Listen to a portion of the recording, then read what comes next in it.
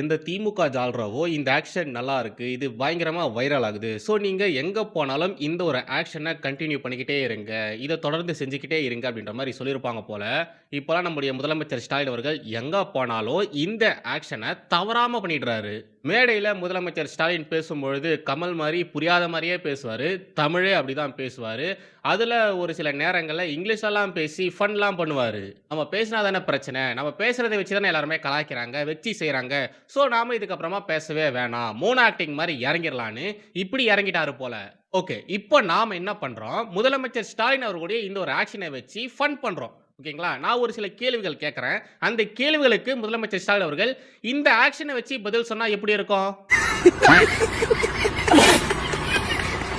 தலைவரே, நைட்டு நல்லா தூங்குனீங்களா? நல்லா கொரட்டை விட்டு தூங்கி எழுந்துட்டேன்ப்பா. தலைவரே, காலையில சாப்பிட்டீங்களா? வயிறு முட்டை நல்லா துண்ணாம்பா. தலைவரே, தமிழகத்துடைய சட்ட ஒழுங்கு எப்படி இருக்கு? அது அவ்வளோதான், ஃபினிஷு. தலைவரே, வர சட்டமன்ற தேர்தல்ல திமுகவுடைய நிலைமை என்ன? எல்லாரும் சேர்ந்து முச்சு விட்டாங்கப்பா. அம்புட்டுதான். ரைட். இதை தொடர்ந்து இன்னொரு முக்கியமான விவகாரத்தை பத்தி நாம பார்க்க போறோம். தமிழ் தான் என் பேச்சு, தமிழ் தான் என் மூச்சு, உடல் மண்ணுக்கு உயிர் தமிழுக்குன்னு வாயிலே வடை சுட்ட ஒரு கோஷ்டி தான் நம்மளுடைய திருட்டு திராவிட கோஷ்டி. அதாவது இந்த திமுக கோஷ்டி. திமுக காரங்க எப்ப பார்த்தாலும் தமிழ் தமிழ் தமிழ் தமிழ்னு சொல்லுவாங்க. கத்திக்கிட்டே இருப்பாங்க. எந்த மேடையில ஏறினாலும் தமிழ் தமிழ் தமிழ் தமிழ்னு சொல்லிட்டே இருப்பாங்க. ஆனா தமிழுக்காக அவங்க ஒண்ணுமே பண்ணது கிடையாது. இன் ரியாலிட்டியில தமிழுக்காக அவங்க ஒண்ணுமே பண்ணது கிடையாது. திராவிடம் அப்படின்றது தமிழ் கிடையாது. கருணாநிதி அப்படின்றது தமிழ் கிடையாது. ஸ்டாலின் அப்படின்றது தமிழ் கிடையாது. உதயநிதி, இன்பநிதி அப்படின்றது தமிழ் கிடையாது. அப்புறம் இந்த red ஜெயின்ஸு, Sun news, Sun TV, கலைஞர் நியூஸு, அப்புறம் சன் பிக்சர்ஸு, இது எதுவுமே தமிழ் கிடையாது. அவங்களுடைய பேர்ல இருந்து அவங்க பண்ற பிசினஸ் வரைக்கும் எதுவுமே தமிழ் கிடையாது. ஸ்டாலினுடைய மகள் தானே சன்ஷைன் ஒரு ஸ்கூலை ரன் பண்றாங்க. அந்த சன்ஷைன் அப்படின்றது கூட தமிழ் கிடையாது. ஆனா இவங்க தான் தமிழ் போராளிகள் அப்படின்ற மாதிரி பேசுவாங்க. அது உண்மைதான் அப்படின்ற மாதிரி அவங்க கிட்ட இருக்கக்கூடிய ஊடகங்கள் மூலியமா மக்கள் கிட்ட திணிக்க வேற செய்வாங்க.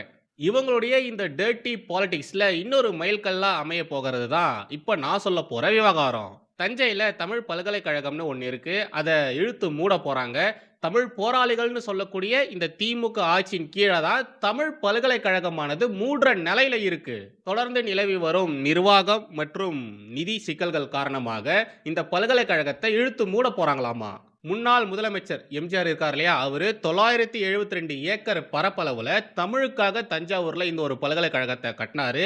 நல்லா இருந்தது. அந்த பல்கலைக்கழகத்திலிருந்து நிறைய விஷயங்கள் செஞ்சிருக்காங்க.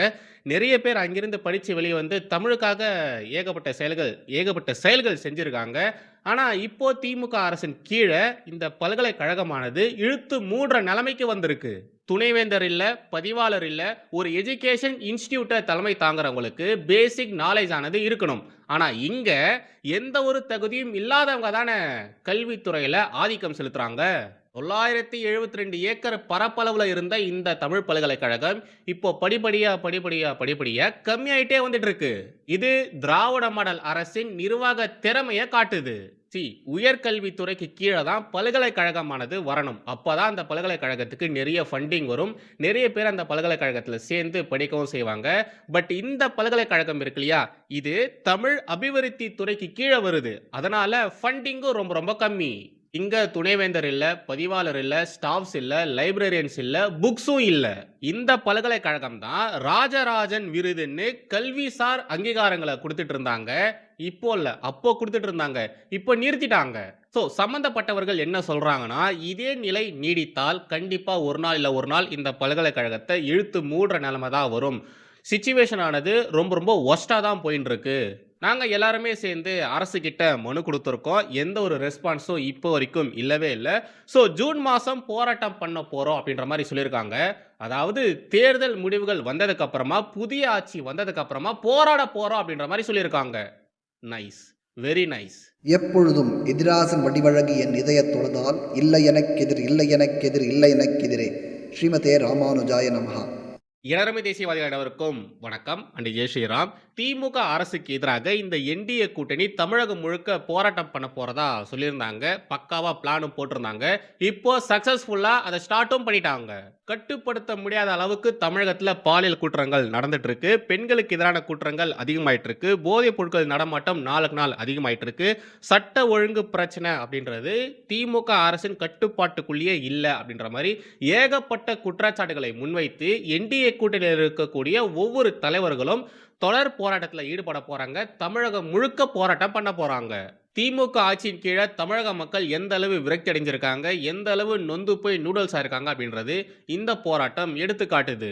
இந்தியாவில் இருக்கக்கூடியவர்கள் ஒற்றுமையாவே இல்லை, எல்லாருமே பயங்கரமா அடிச்சுக்கிறாங்க, சண்டை பிடிச்சிக்கிறாங்க. தேர்தலுக்கு முன்னாடியே அந்த கூட்டணியானது உடைஞ்சு போயிடும் அப்படின்ற மாதிரி திமுக அந்த பக்கம் பிரச்சாரம் பண்ணிட்டு இருக்கும் பொழுது, இந்த பக்கம் இவங்க எல்லாருமே ஒன்னா சேர்ந்து திமுகவுக்கு சமாதி கட்டிட்டு இருக்காங்க. பட் இது எதுவுமே புரியாம தெரியாம திமுக தலைவர்கள் அங்க உட்கார்ந்துகிட்டு கத்திக்கிட்டு இருக்காங்க. ஓகே, இப்போ இந்த போராட்டம் எங்கெங்கெல்லாம் நடக்க போகுது, எந்தெந்த இடத்துல எந்தெந்த தலைவர்கள் தலைமை தாங்க போறாங்க அப்படின்றத சொல்றேன். சென்னையில் நடக்க போற போராட்டத்துக்கு எதிர்க்கட்சி தலைவர் திரு எடப்பாடி பழனிசாமி அவர்கள் தலைமை தாங்க போறாரு. மதுரையில் நடக்கக்கூடிய போராட்டத்துக்கு தமிழக பாஜகவின் தலைவர் திரு நயினார் நாகேந்திரன் அவர்கள் தலைமை தாங்க போறாரு. கோயம்புத்தூர்ல நடக்க போற போராட்டத்துக்கு முன்னாள் மாநில தலைவர் திரு அண்ணாமலை அவர்கள் தலைமை தாங்க போறாரு. திருப்பூர்ல வானந்தி ஸ்ரீனிவாசன் அவர்கள் தலைமை தாங்க போறாங்க. திருநெல்வேலியில தமிழிசை சவுந்தரராஜன் அவர்கள் தலைமை தாங்க போறாங்க. கடலூர்ல அன்புமணி ராமதாஸ் இருக்கார் இல்லையா, அவரு தலைமை தாங்க போறாரு. தஞ்சாவூர்ல திரு டிடிவி தினகரன் அவர்கள் தலைமை தாங்க போறாரு. ஈரோட்ல திரு ஜி.கே. வாசன் அவர்கள் தலைமை தாங்க போறாரு. கடந்த 4.5 ஆண்டுகளாக திமுக அரசுக்கு எதிராக எதிர்க்கட்சிகள் பெருசா எந்த ஒரு போராட்டமும் செய்யவே இல்லை. திமுகவை கண்டித்து பெருசா இவங்க களத்தில் இறங்கி அவங்கள ஸ்தம்பிக்க வைக்கவே இல்லை. திமுக ஆட்சி செய்யறதுக்கு தடுமாறுற அளவுக்கு இவங்க யாரும் போராட்டம் ஆர்ப்பாட்டம் பண்ணவே இல்லை அப்படின்ற மாதிரி தொடர்ந்து பல குற்றச்சாட்டுகளை நாமளே முன்னெடுத்து வச்சிருந்தோம். இப்போ பாருங்க, தேர்தல் நெருங்குற இந்த ஒரு நேரத்தில் திமுகவுக்கு பயங்கரமான ஒரு பிரஷரை இந்த என்டிஏ கூட்டணியானது கொடுத்துருக்கு. அதாவது தமிழக மக்களுடைய மைண்ட் செட் இப்படி தான் இருக்கும் அப்படின்றது திமுகவுக்கு மட்டும் கிடையாது, இவங்களுக்கும் நல்லாவே தெரிஞ்சிருக்கு போல. ஏன்னா நாம தேர்தலுக்கு முன்னாடி எந்த ஒரு விஷயம் பண்ணாலும் அதை மக்கள் அப்படியே மறந்துடுவாங்க, மறந்து மறுபடியும் திமுகவுக்கே சப்போர்ட் பண்ணுவாங்க. ஸோ நாம தேர்தல் நெருங்குற நேரத்தில் தான் திமுக செய்த விஷயங்கள் எல்லாத்தையுமே எடுத்து போட்டு திமுகவை நாம ஸ்தம்பிக்க வைக்கணும், அப்பதான் மக்கள் நமக்கு ஓட்டு போடுவாங்க அப்படின்ற ஒரு ஸ்ட்ராட்டஜியை இவங்க ஃபாலோ பண்றாங்க போல. உண்மையாலே இந்த ஸ்ட்ராட்டஜி நல்லா தான் இருக்கு. ஏன்னா உங்களுக்கே நல்லாவே தெரியும், தமிழ்நாட்டில் முக்கியமாக சென்னையில் மழை வரும்பொழுது எத்தனை பேர் பாதிக்கப்பட்டாங்க. சென்னையை விட அதிகமாக டவுன் சவுத்தில் இருக்கக்கூடிய மக்கள் எப்படிலாம் பாதிக்கப்பட்டாங்க. ஆனால் அந்த விஷயமானது நாள் போக போக எல்லாருமே மறந்துட்டாங்க. ஸோ இப்போ இவங்க என்ன பண்ணுறாங்கன்னா, தேர்தல் நெருங்குற இந்த நேரத்தில் அந்த விஷயங்கள் எல்லாத்தையுமே தூசி தட்டி இப்போ எல்லாருக்குமே ஞாபகப்படுத்துகிற மாதிரியான விஷயங்கள் பண்ணிட்டு வந்துட்டு இருக்காங்க. இப்போ தேர்தலுக்கு இன்னும் சரியா 34 நாட்கள் தான் இருக்கு. இன்னும் 34 நாட்கள் தான் இருக்கு. இந்த நேரத்தில் தொடர் போராட்டத்தை அறிவிச்சு ஸ்டாலின் அவருடைய தூக்கத்தை இவங்க கெடுத்திருக்காங்க. இதுக்காகவே நாம என்டிஏவை பாராட்டலாம். திமுகனா ஊழல், ஊழல்னா திமுக. இவங்க எப்பெல்லாம் ஆட்சிக்கு வராங்களோ அப்பெல்லாம் இவங்க பிசுறு தட்டாம பண்ற ஒரே விஷயம்னா அது ஊழல் தான். எப்பவாச்சும் ஊழல் பண்ணா பரவாயில்ல, ஆனா இவங்க எப்பவுமே எல்லா துறையிலுமே ஊழல் பண்ணுவாங்க. கிடைக்கிற கேப்லலாம் ஆப்பு சொருகுவாங்கன்னு சொல்லுவாங்க இல்லையா, அதை மாதிரி இவங்க எந்தெந்த விஷயத்துலலாம் ஊழல் பண்ண முடியுமோ எல்லா விஷயத்துலையுமே ஊழல் பண்ணி தீர்த்துருவாங்க. அதனால தான் நம்முடைய பாரத பிரதமர் நரேந்திர மோடி அவர்கள் திமுக அரசை சிஎம்சி அரசுன்னு சொல்லியிருந்தாரு. அதாவது கரப்ஷன், மாஃபியா அண்ட் கிரைம் அப்படின்ற மாதிரி சொல்லி திமுகவை காரி துப்பி இருந்தாரு. திமுக அரசு அப்படிங்கிறது தமிழக மக்களுக்காக செயல்படுறதே கிடையாது. அவங்க கோபாலபுரத்தில் இருக்கக்கூடிய அவங்களுடைய அந்த ஒற்றை குடும்பத்துக்காக மட்டும்தான் செயல்படுறாங்க. தமிழக மக்களை நடுத்தருவில் நிப்பாட்டி விட்டு அவங்களுடைய வாரிசுக்காக மட்டும்தான் அவங்க அரசியல் பண்றாங்க அப்படின்ற மாதிரி கடுமையா சாடி இருந்தாரு. அவர் சொன்னதுல எதுவும் தப்பே இல்லை. அவர் சொன்ன விஷயங்கள் எல்லாமே உண்மைதான். அதெல்லாம் ஒரு பக்கம் இருக்கட்டும். இவ்வளவு குற்றச்சாட்டுகளை தொடர்ந்து திமுக அரசு மீது எல்லாருமே வச்சுக்கிட்டு தான் வந்துட்டு இருக்காங்க. ஆனா இதுக்கெல்லாம் அவங்க பதில் சொல்றாங்களா? இல்ல. இதுக்கெல்லாம் பதிலும் சொல்றதில்ல. அதை பத்தி அவங்க கண்டுக்கிறதும் கிடையாது. அவங்க தொடர்ந்து என்ன பண்றாங்க? விளம்பரம் மட்டும் தான் பண்ணிட்டு இருக்காங்க. கூச்சமே படாம நாங்க அதை சாதிச்சோம், நாங்க இதை சாதிச்சோம் அப்படின்ற மாதிரி கோடி கணக்கில் காசு செலவு பண்ணி விளம்பரங்களா பண்ணிட்டு வந்துட்டு இருக்காங்க. தமிழகத்துல போதைப் பொருட்களின் நடமாட்டம் அதிகமா இருக்கு. போதைப் பொருட்களின் மையமாக தமிழகம் உருவெடுத்திருக்கு. முக்காவாசி பிரச்சனைகள், இங்க நடக்கிற முக்காவாசி பிரச்சனைகளுக்கு காரணமே போதைப் பொருட்கள் தான். இதனால பாதிக்கப்படுறது இவங்க குடும்பத்தில் இருக்கக்கூடியவர்கள்லாம் கிடையாது.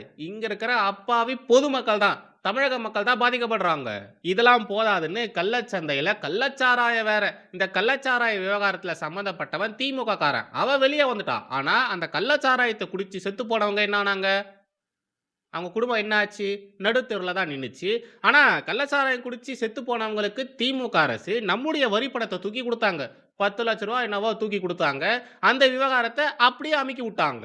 தமிழகத்துல சட்ட ஒழுங்கு சீர்குலைந்து போயிருக்கு. அது எந்த அளவு கெட்டு போயிருக்குன்னா, போலீஸ்காரங்க இருக்காங்க இல்லையா?